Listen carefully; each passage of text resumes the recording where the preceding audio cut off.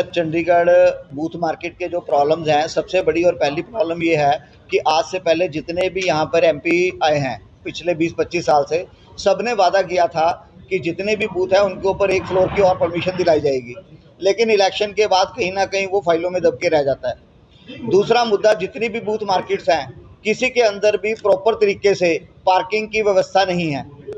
जैसे कि शास्त्री मार्केट के अंदर एक एंट्री एक एग्जिट है और पीछे इन्होंने दीवार बना दी है राजनीति की लड़ाई के चलते हुए, जिसके कारण दुकानदारों को, कस्टमर्स को बहुत प्रॉब्लम आती है। शास्त्री मार्केट के अंदर डेली 5 से 10 हज़ार लोग अप डाउन करते हैं, जिसकी प्रॉपर सुविधा नहीं है। अगर थोड़ी बहुत पार्किंग थी तो इन्होंने बिल्कुल मार्केट के फ्रंट पे 107 वेंडर बिठा दिए हैं, जो वो पार्किंग भी खत्म हो चुकी है। हमारे बार बार एमसी को, प्रशासन को, इनको राजनीति के लोगों को रिक्वेस्ट करने के बावजूद भी आज तक कोई एक्शन नहीं है। काफ़ी यदि आग लग जाए तो, अगर वहाँ पर आग लग जाए तो वहाँ पे आप सोच नहीं सकते कि कितना बड़ा इंसिडेंस हो सकता है। तीसरी बात कि ना तो किसी भी मार्केट में आज तक प्रशासन ने पानी की सुविधा दी, ना प्रॉपर शौचालय की सुविधा दी।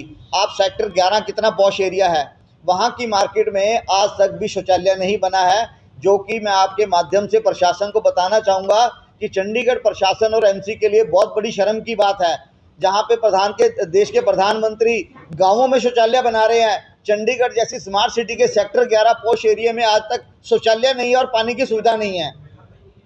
प्रशासन जब चाहे अपनी मनमानी करता है।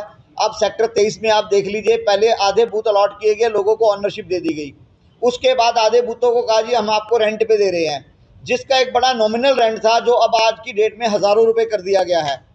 जिसको पूछने वाला या कहने वाला कोई नहीं है कि आज आपको 150 रुपये रेंट पे दिया गया है और 5 से 10 साल बाद आपका उसका 25,000 रुपये किराया कर दिया जाए, तो वो दुकानदार कहाँ से निकालेगा।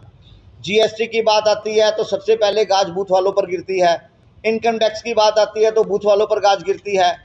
आज की डेट में प्रशासन ने एक और नया तरीका अपना लिया है कि कॉरपोरेशन के इंस्पेक्टर हों चाहे स्टेट ऑफिस के इंस्पेक्टर, सारी बूथ मार्केटों पर ऐसे आंख गड़ाए बैठे रहते हैं कि जैसे ये डाकू हैं और इनको लूटना है। पहले कॉरपोरेशन के इंस्पेक्टर आते हैं, वो सारी मार्केट वालों का चालान काटते हैं, जैसे बाकी पूरा शहर साफ पड़ा है, सिर्फ जो ये बूथ मार्केट्स हैं, सारे शहर की इंक्रोचमेंट इन्हीं के अंदर है। फिर स्टेट ऑफिस वाले आते हैं, वो फ़ोटो खींच के ले जाते हैं और नोटिस भेज देते हैं। बूथ की कीमत से ज़्यादा उन्होंने पेनल्टियाँ बनाई हुई हैं। तो क्या एक दुकानदार, अगर आपने उसको बूथ अलॉट किया है, हर महीने हर साल आपको ग्राउंड रेंट पे कर रहा है, इनकम टैक्स पे कर रहा है, पार्किंग फ़ी पे कर रहा है, प्रॉपर्टी टैक्स पे कर रहा है, इनकम टैक्स पे कर रहा है, अगर उसने एक पीस अपना बाहर टांग लिया तो कितना बड़ा गुनाह कर दिया। उनको पूरे शहर के अंदर इतने वेंडर्स बैठे हुए हैं, वो नज़र नहीं आते, सिर्फ मार्केट वाले नज़र आते हैं, उनको टारगेट किया जाता है। जब हम किसी राजनीतिक दल के पास जाते हैं तो वो कहते हैं जी अफसर हमारी सुनते नहीं। तो हमें बताइए कि हमारे शहर में अगर अफसर हमारी नहीं सुनेंगे तो हमारे पास ले दे के शहर का एमपी होता है, जिसके सामने हम अपनी जाके गुहार लगा सकते हैं, और पिछले 25 साल से हमारी कोई सुनने को तैयार नहीं है। इसलिए अब हमने हार के सारी मार्केट एसोसिएशन के प्रधानों और जनरल सेक्रेटरीज ने मिलके बूथ मार्केट एसोसिएशन बनाई है कि अगर कोई भी पॉलिटिकल पार्टी हमारे पास आती है, उसका मोस्ट वेलकम हम पहले भी करते आए हैं, चाहे वो बीजेपी है, चाहे वो कांग्रेस है, चाहे वो अकाली दल है, चाहे वो इंडिपेंडेंट है। जो हमारी बेसिक प्रॉब्लम्स हैं, हमारी कोई भी ऐसी मांग नहीं है जो इलीगल है या जेन्युइन नहीं है।